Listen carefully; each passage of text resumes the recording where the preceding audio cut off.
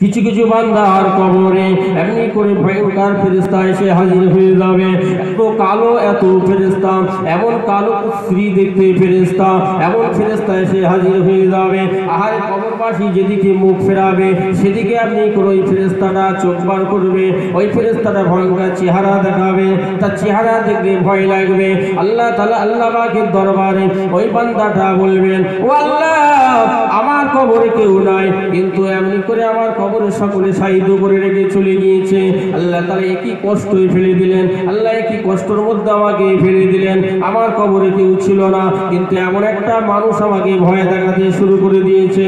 আমি যেদিকে মুখ ফিরাই সেদিকে আমার দিকে তাকায়, সেদিকে আমার দিকে তাকায়, আমার বড় ভয় লাগে। ও রব্বুল আলামিন, আল্লাহ তাআলা আল্লাহ পাক, আপনি আমার কবরে এমন কষ্ট দিচ্ছেন কেন? আল্লাহর বান্দা যখন এভাবে বলতে থাকবে, আল্লাহর ওই ফেরেশতা বলবে, ও বান্দা, শুনে রেখে দাও, জেনে রেখে দাও, একদিন নয়, দুদিন নয়, 3 দিন নয়, এখন থেকে কিয়ামত পর্যন্ত আমি তোমাকে কষ্ট দিতে থাকবো। কেননা দুনিয়ার বুকে তুমি সালাত কায়েম করোনি, তুমি আল্লাহর হুকুম ফরজ আইন নামাজ তুমি ত্যাগ করে দিয়েছো, রোজা তুমি ত্যাগ করে দিয়েছো, তুমি শরিয়াত কিছু মানোনি, তুমি কোরআন হাদিস তুমি মানোনি, তুমি রোজা করোনি, তুমি দুনিয়ার বুকে নামাজ না পড়ে, কোরআন না তেলাওয়াত করে, জিকির আজকার না করে, সালাত কায়েম না করে, তুমি রোজা না রেখে, সিয়াম পালন না করে দুনিয়ার বুকে তুমি মদ খেয়েছিলে, তুমি তাড়ি খেয়েছিলে, সুদ খেয়েছিলে, গাঁজা খেয়েছিলে, দুনিয়ার বুকে অন্যায় অত্যাচার করেছিলে, তুমি খারাপ রাস্তায় সব সময় চলাফেরা করেছিলে, দুনিয়ায় যতদিন বেঁচেছিলে ততদিন খারাপটাই তোমার ভালো লেগেছিল। আল্লাহ তাআলা আল্লাহ পাক ওই খারাপ থেকে আমাকে তৈরি করেছে, আর আল্লাহ তাআলা তোমার কবরে পাঠিয়ে দিয়েছে। এখান থেকে কিয়ামত পর্যন্ত, আজ থেকে কিয়ামত পর্যন্ত তোমার কবরে আমি থাকবো, আর এভাবে তোমাকে ভয় দেখাতেই থাকবো, এভাবে আমি তোমাকে ভয় দেখাতে থাকবো। বান্দারে, তুমি যেমন কাজ করবে তেমন ফল পাবে, বান্দা তুমি যেমন কাজ করবে তেমন ফল পাবে। আমার ভাইজানেরা, জওয়ান যুবকেরা, তাই শুনে খেয়ে দিন, কিয়ামতের ময়দানটা বড় কঠিন দিন হবে, বড় বিপদের দিন হবে, যেদিন এমনি করে কেউ কারোর হবে না। আমার ভাইরা, বাবাজিরা, জওয়ান যুবকেরা, শুনে রেখে দিন, দুনিয়ার বাড়িটা আমার বাড়ি নয়, দুনিয়ার দোতলা ঘরটা আমার ঘর নয়, দুনিয়ার বাড়িতে আমার এমনি করে যে এমনি করে দুনিয়ায় যে এত সুন্দর করে পাথর দিয়ে মোজাক দিয়ে ঘর বাড়ি করলাম, এই ঘরটাই আমার আসল ঘর নয়, এই ঘরটাই আমার আসল বাড়ি নয়। আমার আসল বাড়ি হলো, আমার আসল এমনি করে ঘর হলো কবরের বাড়ি, কবরের ঘর। ওই কবরের পুঁজি, কবরের আমল যদি আমরা না করতে পারি, তেমনি করে কবরে ধরা পড়ে যেতে হবে, তো কবরে ধরা পড়ে যেতে হবে। যে ব্যক্তি কবরে ধরা পড়ে যাবে, সে ব্যক্তি হাসরে ধরা পড়ে যাবে, সে ব্যক্তি মিজানে ধরা পড়ে যাবে, সে ব্যক্তি ফুলসিরাতে ধরা পড়ে যাবে। আমার ভাইরা, বাবাজিরা, জওয়ান যুবকেরা, আল্লাহ বান্দা বান্দীদের জন্য, নেককার বান্দা বান্দীদের জন্য, আমল করেনেওয়ালা বান্দা বান্দীদের জন্য, ঈমানদারদের জন্য আল্লাহ তাআলা আল্লাহ পাক রব্বুল আলামিন তাদের জন্য পুরস্কার রেখে দিয়েছে, যারা কিনা কবরের হাত থেকে মুক্তি পেয়ে যাবে। কবর হলো প্রথম মঞ্জিল, কবর হলো প্রথম মঞ্জিল। এই কবরের হাত থেকে যে ব্যক্তি রেহাই পেয়ে যাবে, মুক্তি পেয়ে যাবে, সব ঘাটিতে সে মুক্তি পেয়ে যাবে, হাসরে পেয়ে যাবে, ফুলসিরাতে পেয়ে যাবে, মিজানে বসে আপনি করে খালাস পেয়ে যাবে। আমার ভাইরা, বাবাজিরা, জওয়ান যুবকেরা, আমার আব্বা জানেরা, শুনে খেয়ে দিন, কিয়ামতের দিনটা বড় মুসিবতের দিন হবে। তাই কবরটা হলো আমার আপনার আসল ঘর, আসল বাড়ি। ওই আসল বাড়ি, আসল ঘরের জন্য আমরা যদি পুঁজি না করতে তৈরি করে যাই, ওই জায়গায় ধরা পড়ে যেতে হবে।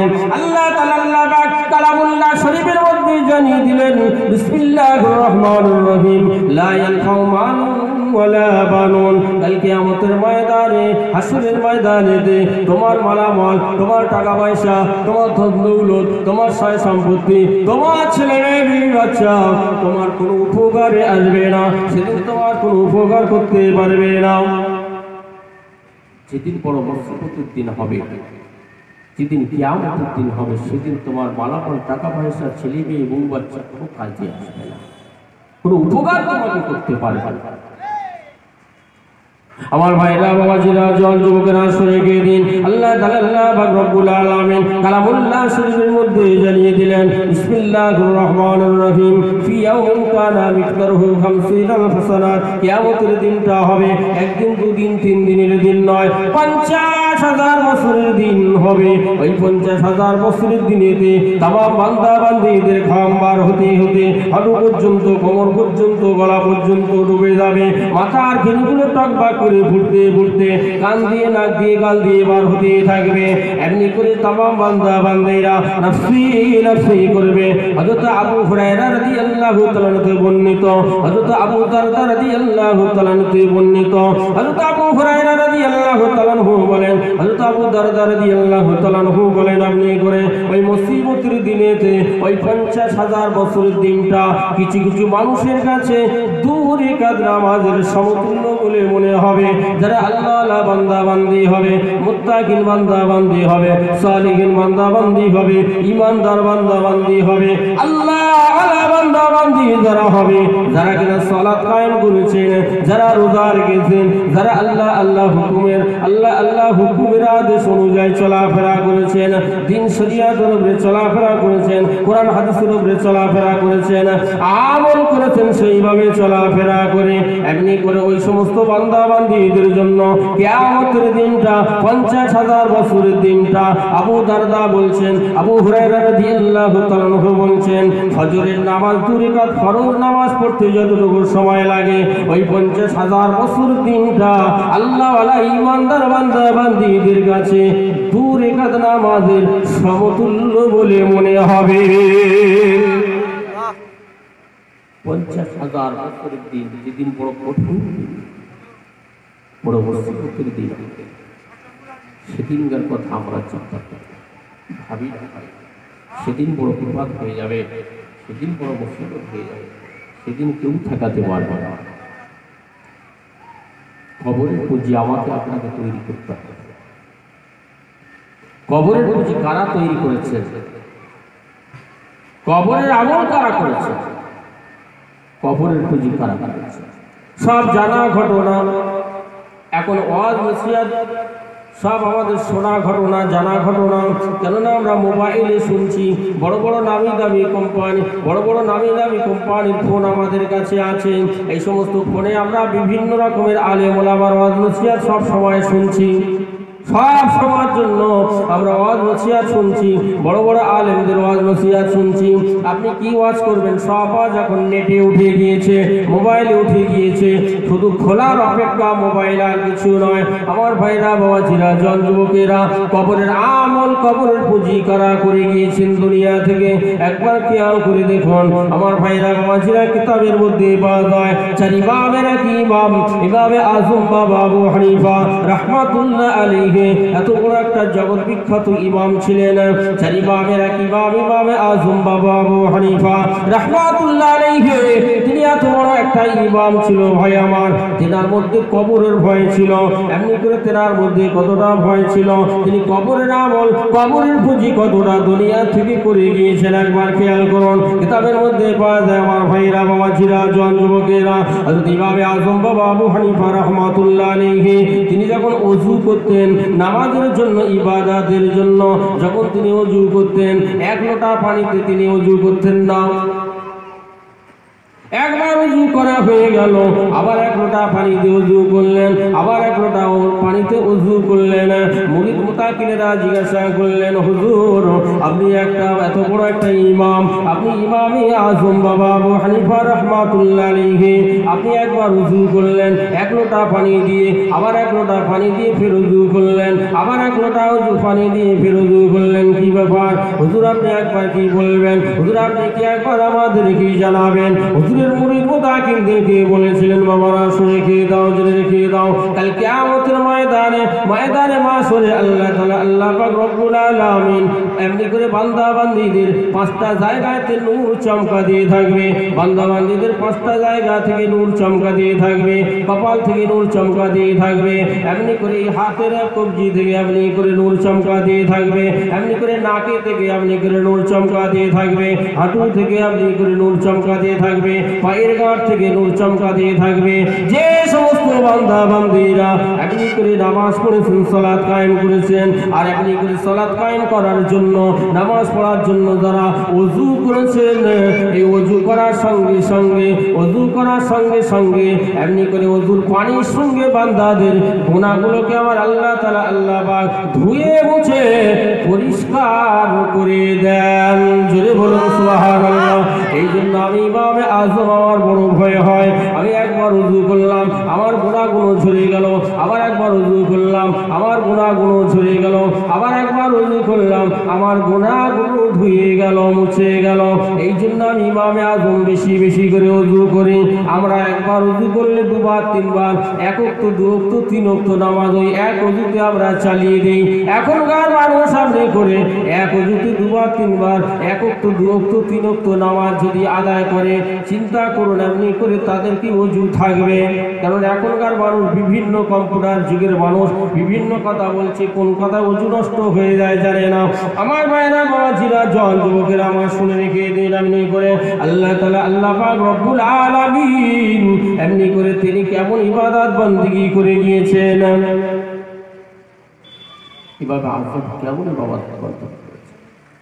মুরিদ মুতাকিনদেরকে বললেন, ও আমার মুরিদ মুতাকিনেরা শুনে রেখে দাও, জেনে রেখে দাও, বাবারা তোমরা শুনে রেখে দাও, জেনে রেখে দাও, আমি ইমামে আযম বাবা আবু হানিফা আমি ইন্তেকাল করে যাব, আমি মারা যাব, দুনিয়া ছেড়ে বিদায় নেব, পর্দা নেব। বাবা আমার পর্দা নেওয়ার পরে, আমাকে বিদায় নেওয়ার পরে আমার এমনি করে ওই যে জঙ্গলের মধ্যে খেজুর গাছটা হেলে আছে, ওই যে জঙ্গলের মধ্যে ঝুপড়ি জায়গাটা আছে, জঙ্গল জায়গাটা আছে, ওই যে খেজুর গাছটা হেলে আছে, ওই জঙ্গলের মধ্যে ওই ঝুপড়ির মধ্যে আমাকে কবরস্থ করে দিও, আমাকে দাফন করে দিও। বাবারা আল্লাহ তাআলা আল্লাহ পাকের মাহবুব বান্দা চার ইমামের এক ইমাম ইমামে আযম বাবা আবু হানিফা রাহমাতুল্লাহ আলাইহি এমনি করে তেনাকে জিজ্ঞাসা করেছিলেন মুরিদ মুতাকিনেরা, হুজুর এত সুন্দর সুন্দর কবরস্থানগুলো থাকতে, এত ভালো ভালো জায়গাগুলো থাকতে, এই জঙ্গলটা আপনার পছন্দ হলো, এই জায়গাটা আপনার পছন্দ হলো, হুজুর কি ব্যাপার একবার কি আমাদেরকে বলবেন, কি ব্যাপার একবার কি আপনি আমাদের জানাবেন। চার ইমামের এক ইমাম ইমামে আযম বাবা আবু হানিফা রাহমাতুল্লাহ আলাইহি বলেছিলেন, ও আমার মুরিদ মুতাকিনেরা বাবারা শুনে রেখে দাও, বাবারা জেনে রেখে দাও, আমি ইমামে আযম বাবা আবু হানিফা রাহমাতুল্লাহ আলাইহি আমার কবরের বড় ভয় হয় বাবা, আমার কবরের বড় ভয় হয় বাবা। ও আমার মুরিদ মুতাকিনেরা শুনে রেখে দাও, জেনে রেখে দাও, ওই জায়গাটা আমি বড় কিছু পছন্দ করে নিয়েছি, ওই জায়গাটা আমি পছন্দ করে নিয়েছি, বেছে নিয়েছি। কেন? ওই জায়গা আমার দাফনের কথা কেন তোমাদেরকে বললাম তোমরা জানো না বাবা।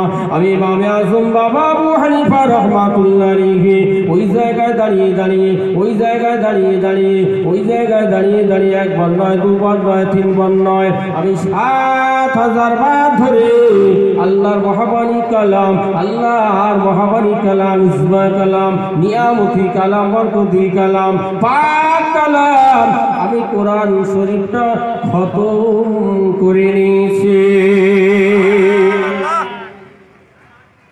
ওই জায়গায় দাঁড়িয়ে দাঁড়িয়ে আমি ৭,০০০ বার ধরে আল্লাহর কালামুল্লাহ শরীফটা খতম করে নিয়েছি, আল্লাহর কালামুল্লাহ শরীফটা তেলাওয়াত করে নিয়েছি। কিতাবের মধ্যে পাওয়া যায় আমার ভাইরা বাবাজিরা জওয়ান যুবকেরা, রমজানুল মুবারক মাস আসলে, রমজানুল মুবারক মাস আসলে এমনি করে ইমামে আযম বাবা আবু হানিফা রাহমাতুল্লাহ আলাইহি এমনি করে তিনি এমনি করে রমজান শরীফ মাসেতে এক খতম কোরআন শরীফ, এক খতম কোরআন শরীফ তিনি এমনি করে এক রিকাত দু রিকাত নামাজে তিনি এমনি করে খতম করে নিতেন। দু রিকাত নামাজে পূর্ণাঙ্গ এক খতম কোরআন শরীফ তেলাওয়াত করতেন। রমজান শরীফ মাস আসলে এমনি করে ইমামে আযম কিতাবের মধ্যে পাওয়া যায় ৬১ বার আল্লাহর কোরআন শরীফটা খতম করে নিতে। ৬১ বার এসেছেন যে ৬১ বার কোরআন শরীফ খতম করতেন। দু রিকাত নামাজে এক খতম কোরআন শরীফ তেলাওয়াত করতেন। আমাদের সাধারণ মসজিদের এমনি করে নামাজ খতম তারাবি যখন হয়, নামাজ যখন হয়, সেই সময় দেখা যায় কি যে তারাবিতে যদি একটু লম্বা চওড়া পড়াশোনা করা যায় তখন এমনি বিরক্ত বোধ হয়, কষ্ট বোধ হয় যে বাবা এতক্ষণ পড়ছি, তিনি এতবার করে কোরআন শরীফ খতম করেছেন, এত আমল করেছেন, কবরের ভয় তার মধ্যে কতটা ছিল বাবা।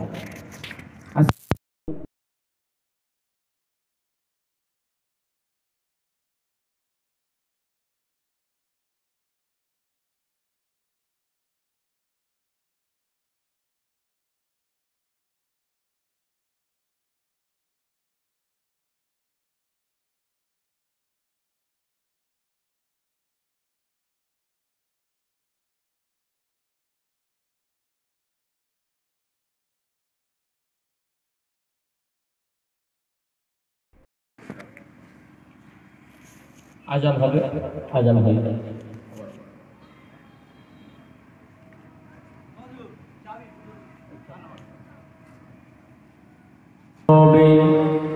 দয়ার নবী নূরের ছবি কাবার পথে হেঁটে যায়, সেই পথেতে উম্মে জামিল কাঁটা নিয়ে বিছে দেয়। তাই না দেখে আমার মহান আল্লাহ জিবরাইলকে ডেকে কয়, ও জিবরাইল যাও জমিনে, ফুটবে কাঁটা নবীর পায়। আল্লাহুম্মা সাল্লি আলা সাইয়্যিদিনা মাওলানা মুহাম্মদ ওয়া আলা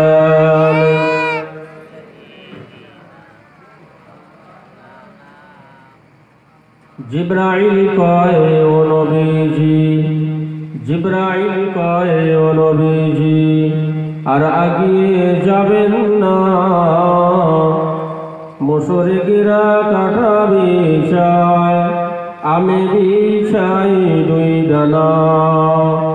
জিবরাইলের ডানার উপর দিয়ে আমার দয়ার নবী হেঁটে যায়, সেই কারণে পথের কাঁটা না ফোটে মোর নবীর পায়। আল্লাহুম্মা সাল্লি আলা সাইয়্যিদিনা মাওলানা মুহাম্মদ ওয়া আলা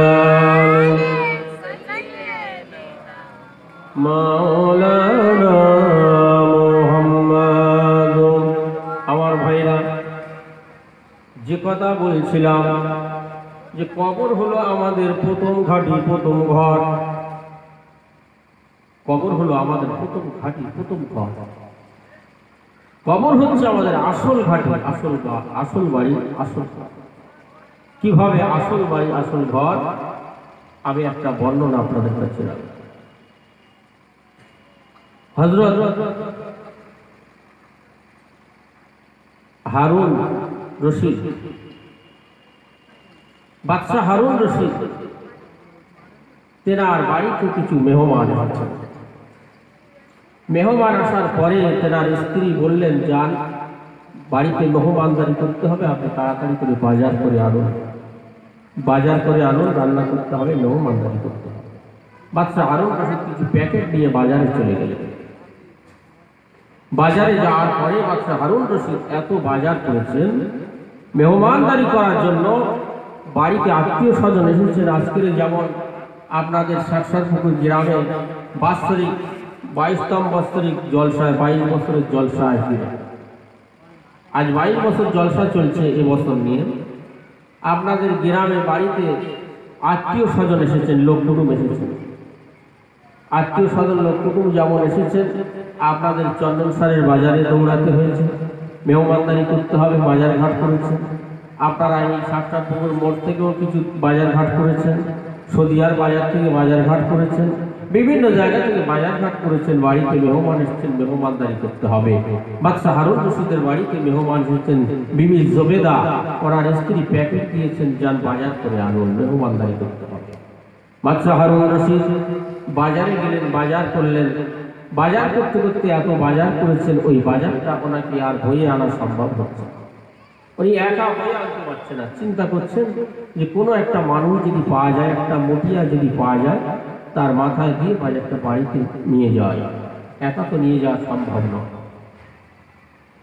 বাদশাহ হারুন রশিদ বাজারের মধ্যে একবার একবার এদিকে একবার ওদিকে, একবার এদিকে একবার ওদিকে খোঁজাখুঁজি করছেন।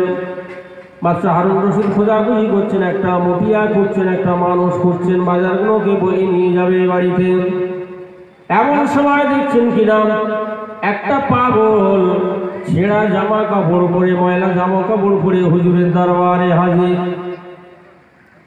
ও বাদশাহ জাহাপাড়া, আপনি কি যেন একটা খোঁজাখুঁজি করছেন বাজারে, মাথা ও মাথা, কি হয়েছে আপনার একবার বলুন। ওই সময় বাদশাহ হারুন রশিদ বলেছিলেন, ও পাগল, তোর কাছে বলে আমার কি হবে? তোর কাছে বললে আমার সমস্যা মিটবে না। আমি কেন ঘোরাঘুরি করছি তুই জানিস না? আমার বাড়িতে মেহমান এসেছেন, মেহমানদারি করতে হবে। আমার বিবি বাজারে আসতে বললেন, আমি প্যাকেট নিয়ে বাজারে আসার পরে এত বাজার করলাম, এই বাজারটা একা বয়ে বাড়িতে নিয়ে যাওয়া সম্ভব হচ্ছে না। এই জন্য আমি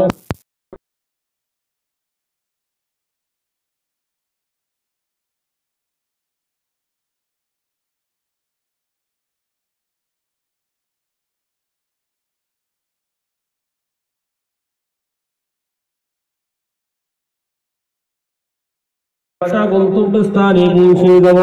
ওই সময়তে বাদশাহ জাহাপাড়া, বাদশাহ হারুন রশিদ বলেছেন, পাগল, তুই নিয়ে যেতে পারবি না আমার বাড়িতে, তুই আমার বাড়ি চিনবি না, আমার বাড়িতে নিয়ে যেতে পারবি না, আমি একটা ভালো মানুষ খুঁজছি। ওই সময় পাগল বলেছিলেন, হুজুর আপনি এই চিন্তা ভাবনা করবেন না, একটা পাগলের দ্বারাই আল্লাহ একটা ভালো কাজও করিয়ে নিতে পারে। ভালো কাজ তো করিয়ে নিতে পারে। বাদশাহ জাহাপাড়া, বাদশাহ হারুন রশিদ ওই বাজারের প্যাকেটগুলো এমনি করে ওই পাগলের মাথায় তুলে দিলেন। পাগলের মাথায় তুলে দেওয়ার সঙ্গে সঙ্গে এমনি করে পাগলটা বাজারটা নিয়ে বললেন, হুজুর বাজারটা কোন জায়গায় পৌঁছাতে হবে একবার বলুন। ওই সময় হারুন রশিদ বলেছিলেন, বাদশাহ বলেছিলেন, আমার আসল বাড়িতে তুমি পৌঁছে দিও, আমার আসল ঘরে তুমি পৌঁছে দিও, বাজারটা নিয়ে যাও। একমাত্র পাগলা বাজারের ব্যাগগুলো মাথায় করে নিয়ে রাস্তার ধার ধরে হেঁটে হেঁটে আসতে আসতে দেখছেন কিনা, রাস্তার ধার ধরে হেঁটে হেঁটে আসতে আসতে দেখছেন কিনা এমনি করে রাস্তার ধারে একটা কবরস্থান আছে, একটা কবরস্থান আছে। ওই কবরস্থানের মধ্যে পাগলা ঢুকে পড়ল, বাজারের ব্যাগগুলো নিয়ে ওই কবরস্থানের মধ্যে ঢুকে পড়ল। কবরস্থানের মধ্যে ঢুকে পড়ে দেখছেন কিনা যে কবরটায় এমনি করে আতালি নেই, যে সমস্ত বাঁশ বাগারিগুলো ভেঙে ঢুকে গিয়েছে, খালি কবর। ওই কবরের মধ্যে বাজারের ব্যাগগুলো পরস্পর পরস্পর পরস্পর সাজিয়ে দিয়ে, আর ওই কবরস্থানের মধ্যে একটা গাছের তলায় বসে এমনি করে চুপ করে আরাম করছেন, গাছের তলায় বসে আরাম করছেন। এমনি করে বাদশাহ হারুন রশিদ চিন্তা করলো, বাজার যখন আমার বাড়িতে পৌঁছে গিয়েছে, তাহলে একটু লেটে যদি বাজার থেকে বাড়ি যাওয়া যায় তাতে কোনো অসুবিধা হবে না। এই না মনে করে বাদশাহ হারুন রশিদ এমনি করে অনেক সময় লেট করে বাজার থেকে বাড়িতে গেলেন। বাজার থেকে বাড়ি যাওয়ার পরে বিবি জুবেদা জিজ্ঞাসা করেছিলেন, এমনি করে আপনাকে বাজারে পাঠালাম বাজার আনার জন্য, এখনো তো বাজার বাড়িতে পৌঁছালো না, বাজার তো এখনো বাড়িতে আনলেন না আপনি, আমি মেহমানদারি করবো কি, রান্না করবো কখন? ওই সময়তে হারুন রশিদ বলেছিলেন, বাদশাহ বলেছিলেন, আমি তো বাজার অনেক আগে পাঠিয়ে দিয়েছি বাড়িতে, এখনো কি বাজার বাড়িতে এসে পৌঁছালো না? ওই সময়তে বলেছিলেন, না না, ও আমার স্বামী বাদশাহ জাহাপাড়া, আমার বাজার তো এখনো বাড়িতে এসে পৌঁছালো না। ওই সময়তে বাদশাহ হারুন রশিদ ওই পাগলকে খুঁজতে বার হলেন যে কোথায় গেল বাজারগুলো নিয়ে, বাজারের প্যাকেটগুলো নিয়ে কোথায় গেল? আমি যেটা ভেবেছিলাম সেটাই ঘটে গেল। এমনি করে বাদশাহ হারুন রশিদ খুঁজতে খুঁজতে খুঁজতে খুঁজতে দেখছেন কিনা একটা কবরস্থানের মধ্যে ওই পাগলা বসে আছেন। ওই সময় ধমক দিয়ে বলেছিলেন, এই পাগলা, আমি তোকে বলেছিলাম যে আমার গন্তব্যস্থানে আমার বাড়িতে বাজারটা পৌঁছে দিবি, কিন্তু আমার বাজার তো বাড়িতে তুই দিলি না, কোন জায়গায় রেখে এসেছিস বাবা? কোন জায়গায় পাগলা বাজার রেখে এসেছিস? চল বাজারগুলো নিয়ে তাড়াতাড়ি আমার বাড়িতে চল। ওই সময়তে পাগল বলেছিলেন, হুজুর আপনি আপনার গন্তব্যস্থানে আপনার আসল বাড়িতে আসল ঠিকানায় পৌঁছে দিতে বলেছিলেন, আমি আপনার বাজারগুলো আসল ঠিকানায় আসল বাড়িতে আসল গন্তব্যস্থানে আমি পৌঁছে দিয়েছি হুজুর। ওই সময়তে হারুন রশিদকে সঙ্গে করে নিয়ে এমনি করে ওই খালি কবরের কাছে গিয়ে দাঁড়িয়ে গেলেন। ও পাগলা খালি কবরের কাছে দাঁড়িয়ে গিয়ে বলেছিলেন, ও বাদশা জাহাপাড়া, আপনি দেখুন এই বাজারগুলো আপনার পরস্পর সব কবরের মধ্যে সাজানো আছে। বলছে কবরের মধ্যে বাজার তো সাজিয়ে রাখার কথা নয়, আমার বাড়িতে পৌঁছে দেওয়ার কথা। ওই সময়তে পাগলা বলেছিলেন, বাদশা জাহাপাড়া হুজুর শুনে রেখে দিন, জেনে রেখে দিন, আপনার ওই যে রাজদরবার, আপনার যে রাজদরবার বাড়িটা, ওই বাড়িটা আপনার নয়, ওই বাড়িটা আপনার হতে পারে না, দুতলা বাড়িটা আপনার হতে পারে না, তিনতলা বাড়িটা আপনার হতে পারে না। আমি এমনি করে ভেবেছি কি যে আপনার আসল বাড়ি আসল গন্তব্যস্থান আপনার আসল ঘর হলো কবর, এই জন্য আমি কবরের মধ্যে বাজারগুলো সাজিয়ে দিয়েছি। আপনি যখন মারা যাবেন আপনাকে কবরের সাইতে করে দেওয়া হবে, ওই দুতলা বাড়িতে আপনাকে রাখা হবে না, ওই রাজদরবার বাড়িতে আপনাকে রাখা হবে না। আপনি করে মারা যাওয়ার পরে প্রত্যেককে কবরের সাইতে করে দেওয়া হবে, কবরে শুইয়ে দেওয়া হবে। তাই কবর হলো প্রথম ঘাঁটি, প্রথম মঞ্জিল, প্রথম ঘর।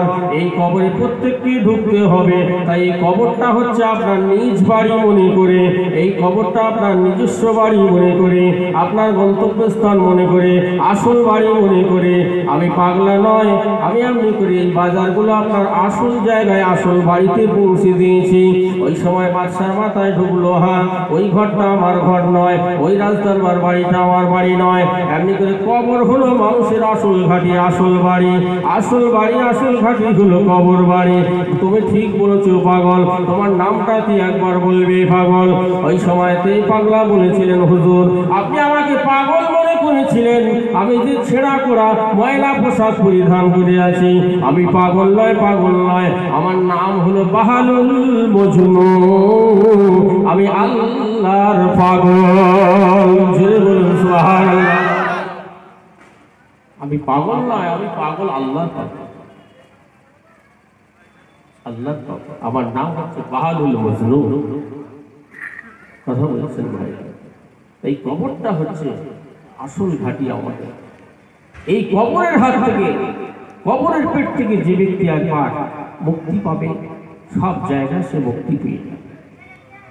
আমার ভাইরা, বাবাজিরা, জন যুবকেরা, আল্লাহ তাআলা আল্লাহ পাক রব্বুল আলামিন তাই কালামুল্লাহ শরীফের মধ্যে জানিয়ে দিলেন, বিসমিল্লাহির রহমানির রহিম, ইয়া আইয়ুহাল্লাযীনা আমানুত্তাকুল্লাহা হাক্কা তুকাতিহি ওয়া লা তামুতুন্না ইল্লা ওয়া আনতুম মুসলিমুন। হে আমার ঈমানদার, হে আমার বিশ্বাসী বান্দা বান্দীরা, তোমরা অতদিন পর্যন্ত মৃত্যুর স্বাদ গ্রহণ করো না যতক্ষণ না পর্যন্ত তোমরা পরিণত ঈমানদার মুসলমান না হতে পারবে।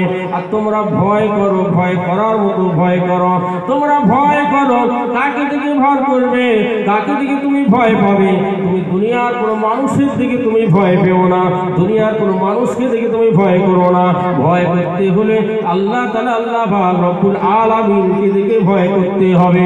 আর অতদিন পর্যন্ত মৃত্যুর স্বাদ গ্রহণ করতে আল্লাহ নিষেধ করলেন যতক্ষণ না পর্যন্ত তোমরা পরিণত ঈমানদার না হতে পারবে, পরিপূর্ণ মুসলমান, খাঁটি মুসলমান না হতে পারবে।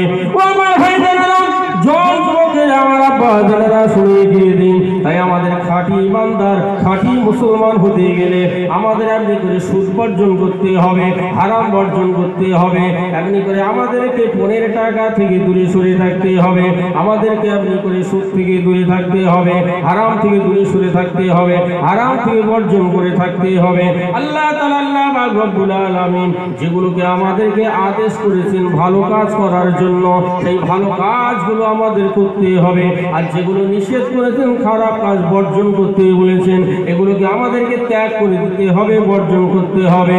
যখন তুমি সমস্ত খারাপ কাজগুলো ত্যাগ করে দেবে, বর্জন করে দেবে, আর যেগুলো আদেশ করেছেন করতে বলেছেন সেগুলো যখন তুমি করবে, তখন তুমি পরিপূর্ণ মুসলমান হয়ে যাবে, খাঁটি মুসলমান হয়ে যাবে। আল্লাহ তাআলা আল্লাহ পাক বললেন, তোমরা আপনি করে পরিপূর্ণভাবে ইসলামের মধ্যে, দ্বীনের মধ্যে শামিল হয়ে যাও, দাখিল হয়ে যাও। তোমরা শয়তানের তাবিদারি করো না, আল্লাহ আল্লাহ রাসূলের তাবিদারি করো। জোরে বলুন সুবহানাল্লাহ। আল্লাহ রাসূলের তাবেদারি করতে হবে। যারা এমনি করে আমার সিয়ামকে পালন করেছে, কাল কিয়ামতের ময়দানে মাশরে আল্লাহ তাআলা আল্লাহ পাক রব্বুল আলামিন ওই সমস্ত বান্দা বান্দীদেরকে হাউজে কাউসারের পানি দান করে দেবে। হাউজে কাউসারের পানি দান করে দেবে। আল্লাহ তাআলা আল্লাহ পাক বলবেন, আমার এই সমস্ত বান্দা বান্দীরা আমি আল্লাহ তাআলা আমার হুকুম পালন করে সিয়ামকে পালন করে সারাদিন তৃষ্ণা অবস্থায় ছিল, সারাদিন কষ্ট অবস্থায় ছিল, সারাদিন ক্ষুধার্ত অবস্থায় থাকা সত্ত্বেও খায়নি, খাওয়ার অভাব ছিল না, পানাহারের অভাব ছিল না, আমি আল্লাহ আমার হুকুমকে পালন করেছি। আমি আল্লাহ তাআলা রোজাদারদের পুরস্কার নিজে হাতে দেবো বলেছিলাম। ও আমার ফেরেশতারা, আমার মালায়েকারা, যাও যাও যাও যাও হাউজে কাউসারের পানিটা আমার বান্দা বান্দীদেরকে দিয়ে তোমরা এমনি করে আমার বান্দা বান্দীদের পিপাসা নিবারণটা, কষ্টটা, যন্ত্রণাটা এখন মিটিয়ে দাও, মিটিয়ে দাও। আমার ভাইরা বাবা, সেই দিন যেদিন বড় কঠিন দিন হবে, সেই রমজান মুবারকের রোজা আমাদের সম্মুখে এসেছে। এই রোজা আসলে অনেকের হাঁটুর ব্যথা, কোমরে ব্যথা, গ্যাসের ব্যথা, পেটের ব্যথা, পেটের যন্ত্রণা নতুন করে আবার জীবন দেয় শুরু হয়। কথা বলছি, রমজান শরীফ মাস, রহমতের মাস, মাগফিরাতের মাস, নাজাতের মাস, কি মাস এদিন আমরা জানি না, বুঝতে পারি না। এই রমজান মুবারক মাসে একটা দিন আসছে, যে দিনটা, যে রাতটার নাম হচ্ছে সবে মানে আপনার লাইলাতুল কদরের রাত। যে রাতটা হচ্ছে লাইলাতুল কদরের রাত, বড় মূল্যবান রাত, যে রাতের ইবাদত বন্দেগী আপনার অনেক মূল্য। সেই রমজানের মাস আমাদের কাছে আল্লাহ তাআলা আমাদেরকে প্রত্যেককে তৌফিক দান করে রমজান শরীফ মাসে রোজা রাখার, ইফতারি, সেহরি, তারাবি সমস্ত পূর্ণাঙ্গ কাজগুলোকে পরিপূর্ণ করার তৌফিক দান করেন। আল্লাহুম্মা আমিন। আমার ভাইরা বাবাজিরা, জন যুবকেরা, শুনে গিয়ে দিন রমজান শরীফ মাসে এমনি করে আল্লাহ তাআলা আল্লাহ পাকের দরবারে ইবাদত বন্দেগী করবেন। আপনি এক রাকাত নামাজ যদি এখন পড়েন, ওই এক রাকাত নামাজের সওয়াব আপনার আমলনামায় লেখা হবে। রমজান শরীফ মাসে আপনি এক রাকাত নামাজ পড়বেন, আপনার 70 রাকাত নামাজের সওয়াব লেখা হবে। যদি বলুন সুবহানাল্লাহ। রমজান শরীফ মাসে এক রাকাত নামাজ পড়লে 70 রাকাত নামাজের সওয়াব, আর এই মাসে এক রাকাত পড়লে এক রাকাতের সওয়াব পাবেন। আমার ভাইরা বাবাজিরা, জওয়ান যুবকেরা, আল্লাহ তাআলা আল্লাহ পাক রব্বুল আলামিন নবীর উম্মতিদেরকে অনেক সম্মানের অধিকারী করেছেন, অনেক সম্মানের মর্যাদার অধিকারী করে দিয়েছেন।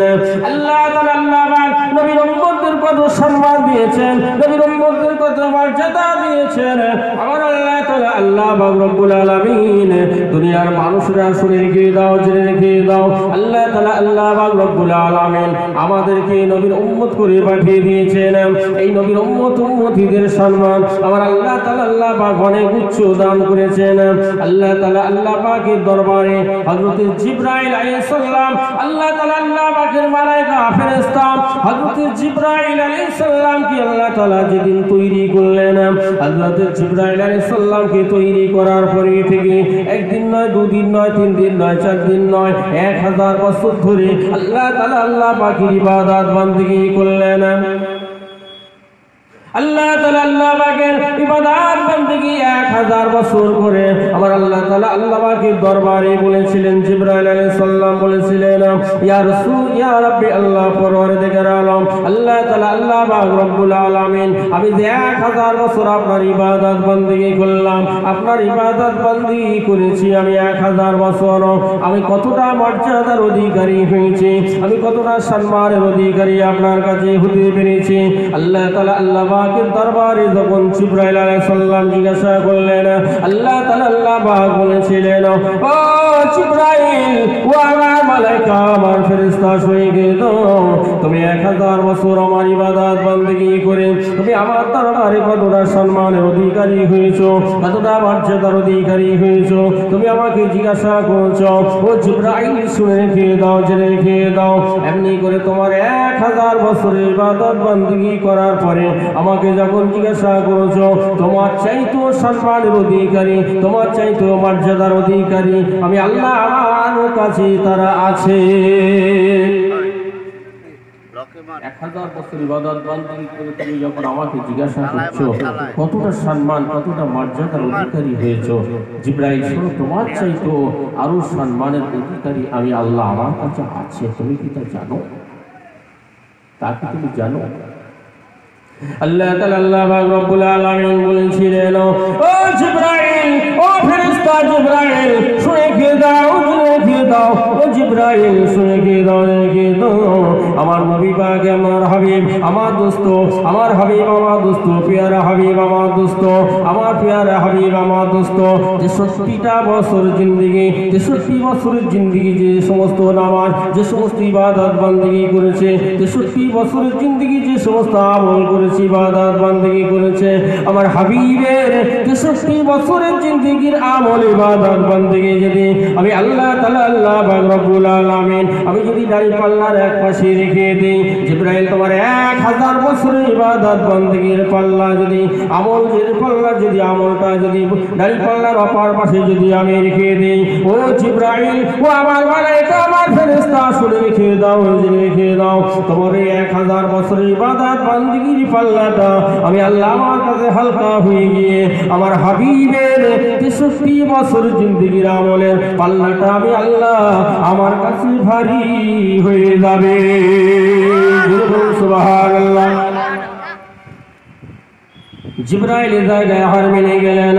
আল্লাহ তাআলা আল্লাহ পাকের দরবারে বলেছিলেন, ইয়া রাসূলুল্লাহ, ইয়া রাব্বি আল্লাহ পরওয়ারদিগার আলম, ইয়া রাব্বি আল্লাহ পরওয়ারদিগার আলম, আপনার হাবিবের পরে, আপনার হাবিবের পরে কি এমন সম্মানের অধিকারী, এমন মর্যাদার অধিকারী আর কেউ আছে আপনার দরবারে?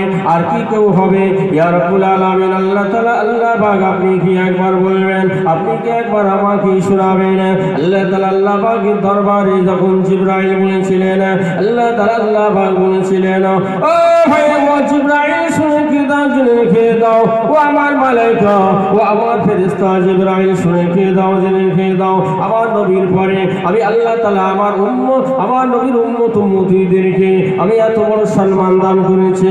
আমি আল্লাহ তাআলা আমার হাবিবের পরে আমার হাবিবের উম্মত উম্মতীদের সম্মানটা, আমার হাবিবের মনে করে উম্মত উম্মতীদের মর্যাদা আমি আল্লাহ তাআলা অনেক উচ্চ দান করে দিয়েছি। ও জিবরাইল শুনে খেয়ে দাও, জেনে খেয়ে দাও, আমার উম্মত উম্মতীদের, আমার নবীর উম্মত উম্মতীদের, আমার হাবিবের উম্মত উম্মতীদের এক রাতের ইবাদত বন্দেগী, আমার হাবিবের উম্মত উম্মতীদের এক রাতের ইবাদত বন্দেগী আমল যদি আমি আল্লাহ তাআলা আল্লাহ পাক দাঁড়িপাল্লার এক পাশে যদি চাপিয়ে দিই, জিবরাইল তোমার 1000 বছরের ইবাদত বন্দেগী আমল যদি আমি দাঁড়িপাল্লার অপর পাশে যদি চাপিয়ে দিই, ও জিবরাইল আমার ফেরেশতা শুনে রেখে দাও, জেনে রেখে দাও, তোমার 1000 বছরের ইবাদত বন্দেগী আমলের পাল্লাটা আমি আল্লাহ তাআলা আল্লাহ পাক আমার কাছে হালকা হয়ে গিয়ে আমার উম্মত, আমার হাবিবের উম্মত উম্মতীদের, আমার হাবিব আমার দোস্তর উম্মত উম্মতীদের এক রাতের ইবাদত বন্দেগী আমলের পাল্লাটা আমি আল্লাহ আমার কাছে ভারী হয়ে যাবে। সুবহানাল্লাহ।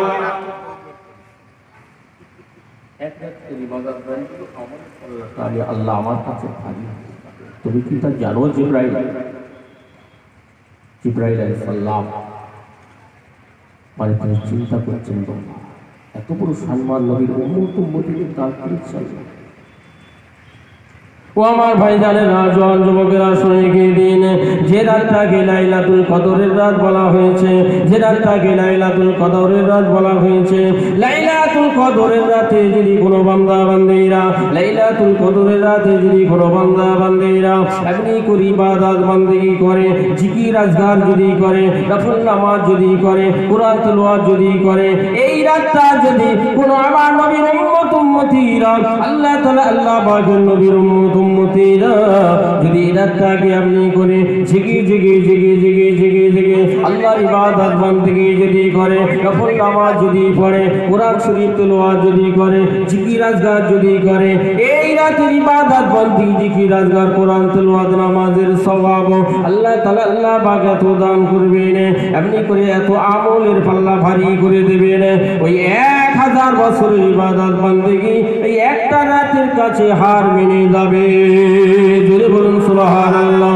আল্লাহ তাআলা আল্লাহ পাকের ইবাদত বندگی करने वाला, নামাজ পড়নে वाला, জিকির করে আল্লাহ, ইবাদত বندگی करने वाला, কোরআন তেলাওয়াত করনে वाला বান্দা বান্দীরা যখন ইন্তেকাল হয়ে যাবে, যখন কুল্লু নাফসিন জায়কাতুল মউত যখন হয়ে যাবে, মারা যখন যাবে, ওই বান্দা বান্দীকে যখন কবরে শায়িত করে দেওয়া হবে, কবরে যখন দাফন করে দেওয়া হবে, কবরে দাফন করে দিয়ে যখন সকলে চলে আসবে, মুনকির নেকির ফেরেশতা এসে যাবে, সওয়াল জবাব করবে, তারপরে আল্লাহ তাআলা আল্লাহ পাক রব্বুল আলামিন একটা ফেরেশতা দান করবেন, একটা ফেরেশতা ওই বান্দা বান্দির কবরে দান করে দিবেন।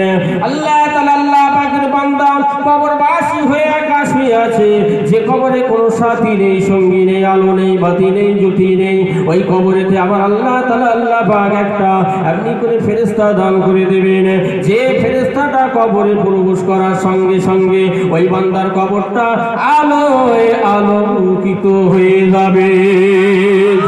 সুবহানাল্লাহ।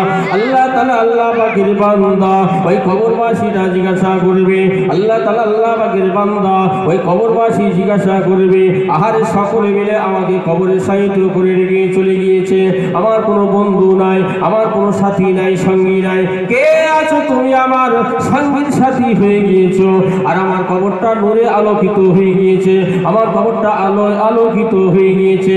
আল্লাহ তাআলা আল্লাহ পাকের ওই ফেরেশতা উত্তর দেবেন, ও আল্লাহর বান্দা, ও আল্লাহর বান্দা, শুনে রেখে দাও, জেনে রেখে দাও, দুনিয়ার বুকে তুমি আল্লাহর হুকুম ফরজ আইন, তুমি নামাজ কায়েম করেছো, তুমি সালাত কায়েম করেছো, তুমি কোরআন তেলাওয়াত করেছো, তুমি জিকির আজকার করেছো, তুমি দান খায়রাত করেছো, তুমি হজ করেছো, তুমি যাকাত দিয়েছো, তুমি সিয়াম পালন করেছো, তুমি আমল করেছো, সৎ কাজ করেছো দুনিয়ার বুকে। আল্লাহ তাআলা আল্লাহ পাক রব্বুল আলামিন ওই সমস্ত সৎ কাজ থেকে আল্লাহ তাআলা আল্লাহ পাক আমাকে তৈরি করেছে, আমি অন্য কেউ নয়। আল্লাহ তাআলা আল্লাহ পাকের রহমতের ফেরেশতা, আল্লাহ তাআলা আল্লাহ পাক ওই সৎ কাজ থেকে আমাকে তৈরি করেছে।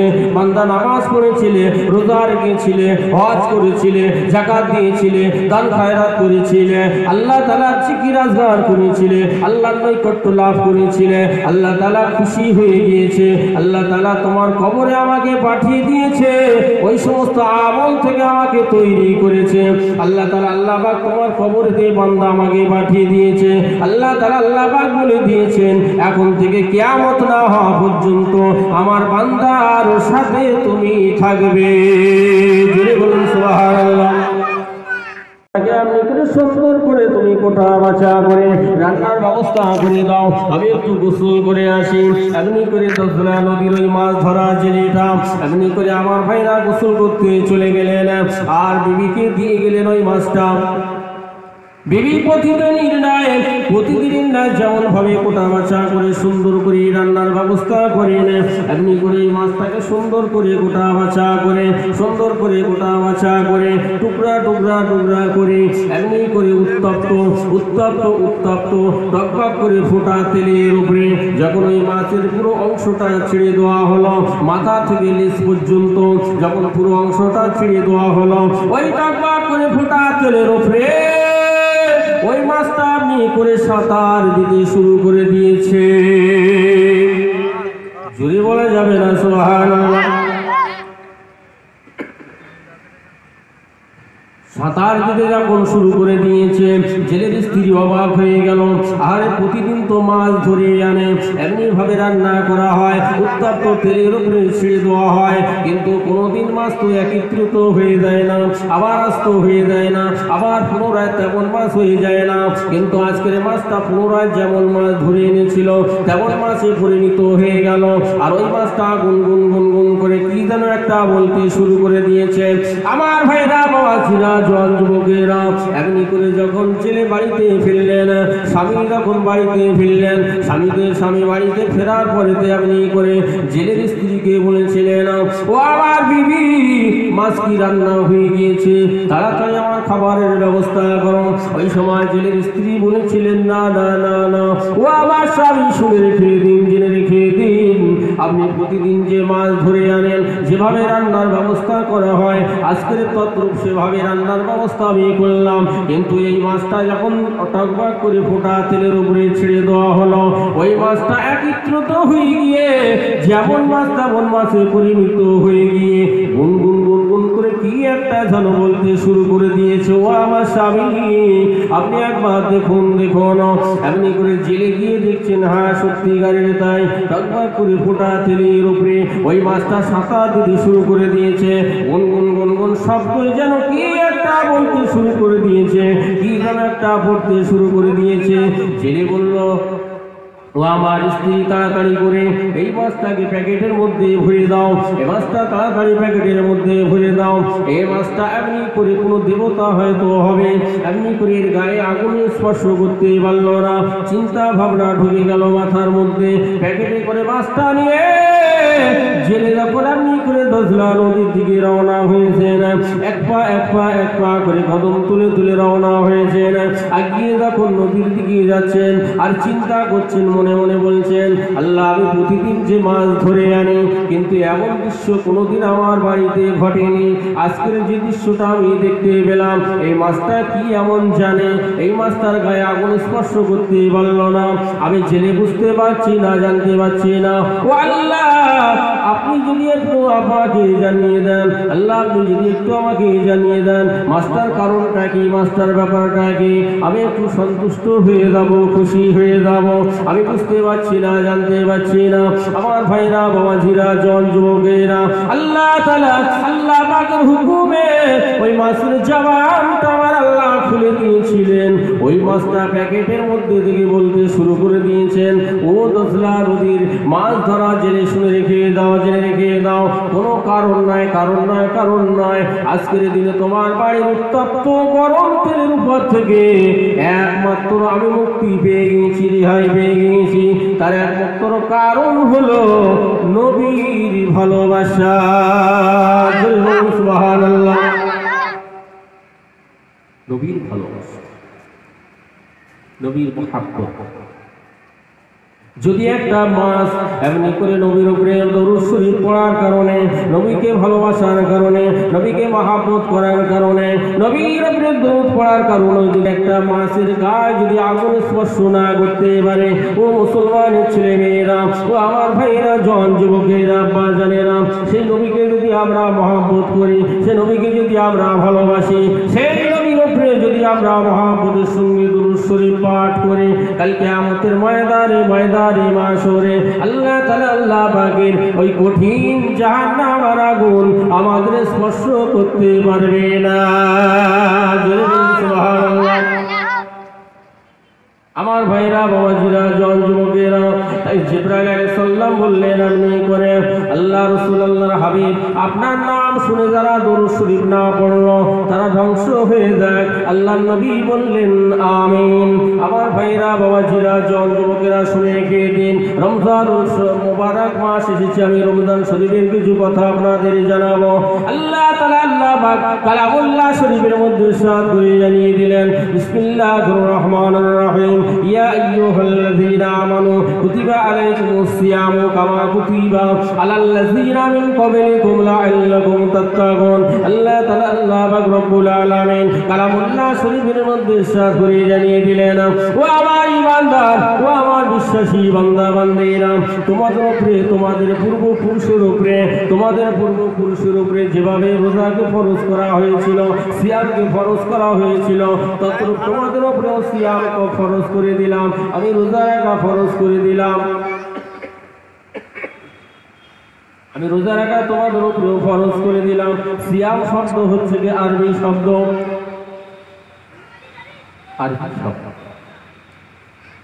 আমার ভাইরা বাবাজিরা জল যুবকেরা, আল্লাহ তাআলা আল্লাহ পাক রব্বুল আলামিন এই রোজাদার বান্দা বান্দীরা যারা কিনা সারাদিনটা আপনি করে না খেয়ে না খেয়ে, সারাদিনটা আপনি করে না খেয়ে না পানাহার করে, আপনি করে তৃষ্ণার জন্য, আপনি করে তৃষ্ণা লাগলো, পিপাসা লাগলো, পিপাসাকে আপনি করে পিপাসার জন্য দিলটা আপনি করে শুকনো হয়ে যায়, গলাটা শুকনো হয়ে যায়, আপনি করে পিপাসা থেকে আপনি করে ক্ষুধার্ত থেকে আপনি করে দূরে সরে থেকে, ক্ষুধার্ত থেকে দূরে সরে থেকে, পানির পিপাসা থেকে দূরে সরে থেকে আল্লাহ তাআলা আল্লাহ পাকের হুকুম দ্বারা সিয়ামটা পালন করেছে।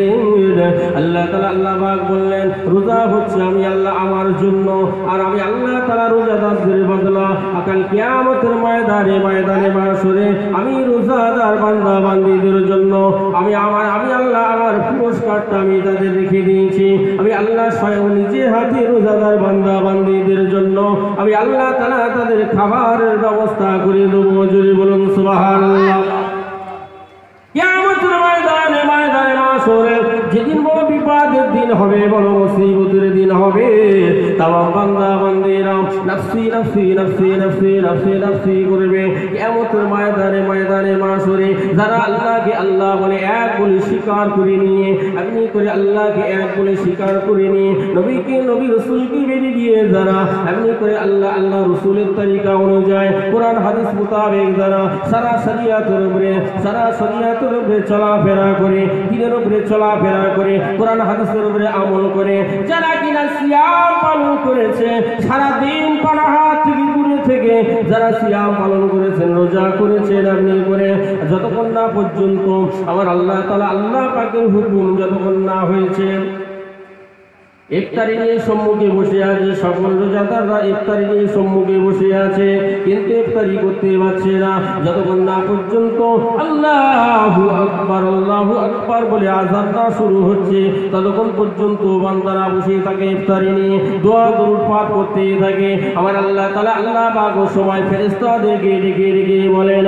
এ আমার মালায়েকারা, আমার ফেরেশতারা, দেখো তোমরা বলেছিলে আদমকে তৈরি করবে না, মানুষ জাতিকে দুনিয়ায় তৈরি করবে না, দুনিয়ার বুকে মানুষ জাতি তৈরি করবেন না, এরা মারামারি করবে, এরা কাটাকাটি করবে, এরা আপনার প্রশংসা করবে না, আপনার ইবাদত বান্দগি করবে না। আল্লাহ তাআলা আল্লাহ পাক বলেন আমার ফেরেশতারা দেখো আমি আল্লাহ তাআলা আমার হুকুমের অপেক্ষায়, আমি আল্লাহ তাআলা আমার হুকুমের অপেক্ষায় আমার বান্দারা ইফতারি নিয়ে সম্মুখে বসে আছে, কিন্তু তারা খেতে পাচ্ছে না, এত ক্ষুধার্ত কিন্তু খেতে পাচ্ছে না। ও আমার ফেরেশতারা, আমার বান্দারা আমাকে না দেখে আমাকে এত বিশ্বাস করে নিয়েছে, আমি আল্লাহ আমাকে না দেখে, আমার জান্নাতকে না দেখে, জাহান্নামকে না দেখে, দোজখকে না দেখে তারা আমাকে এক বলে স্বীকার করে নিয়ে আমার হুকুমকে পালন করেছে। ও আমার ফেরেশতারা শুনে রেখে দাও, জেনে রেখে দাও, যারা আপনি করে ক্ষুধার্ত থাকা অবস্থায়ও এখনো পর্যন্ত আমি আল্লাহ আমার হুকুমের অপেক্ষায় বসে আছে, ও ফেরেশতারা সাক্ষী থেকে যাও, আমি আল্লাহ তাআলা আল্লাহ বাগুদের জীবনের গুনাহগুলোকে মাফ করে দিলাম। আমরা ইফতারি কি আজান হলে তবে খাই নাকি আজানের আগে খাই? আজান হবে তারপর। আমরা অপেক্ষা করছি কিসের জন্য? আজান হবে, আল্লাহু আকবার আজান হবে তারপর। আমার ভাইরা, এই রোজাদার বান্দা বান্দীদের জন্য আল্লাহ তাআলা বড় পুরস্কার রেখে দিয়েছে। রোজাদার বান্দা বান্দীদের জন্য আল্লাহ তাআলা আল্লাহ পাক বড় নিয়ামত রেখে দিয়েছে।